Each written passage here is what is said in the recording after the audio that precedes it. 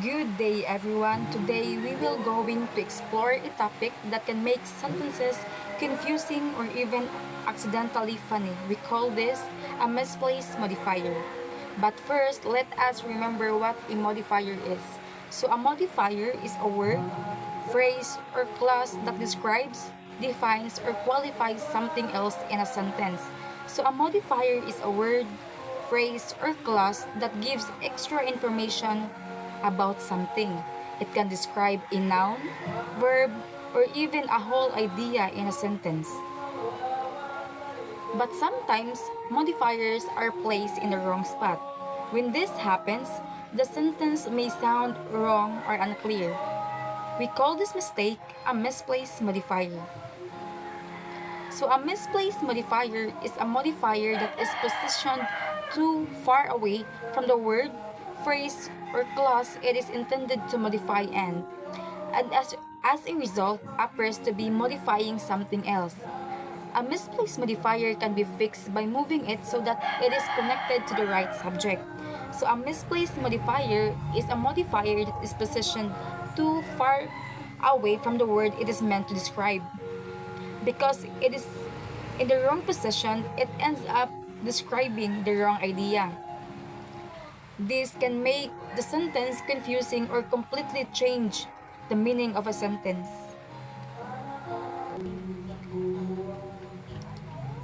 But the good news is, misplaced modifiers are easy to fix. You just simply move the modifier closer to the word it is describing. And when the modifier is placed correctly, your sentence becomes clearer and more logical. So let's examine our example. Neil Armstrong made history as the first man to step on the moon in 1969. So the phrase in 1969 is too far from what it actually described. In this sentence, it sounds like the moon landing happened in 1969, but it really is Neil Armstrong's achievement that happened in 1969. So the correct sentence should be in 1969, Neil Armstrong made history as the first man to step on the moon. And the other one is Neil Armstrong made history in 1969 as the first man to step on the moon. Now, the sentence clearly tells us who made history in 1969. So let us look at our second example. So the waiter presented a steak to the guest that was medium rare.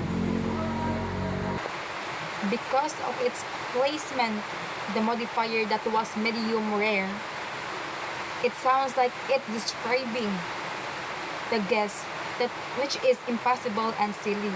So we fix it by putting the modifier closer to the word steak. So the correct sentence, it should be the waiter presented a medium rare steak to the guest, and the other one, the waiter presented a steak that was medium rare to the guest. And now the meaning is clear. The steak, not the guest, is medium rare. So always remember that being careful with your modifiers helps your writing become clear, more accurate, and more professional. So keep practicing placing your modifiers correctly, and your sentences will always say exactly what you want. Thank you, and good morning once again.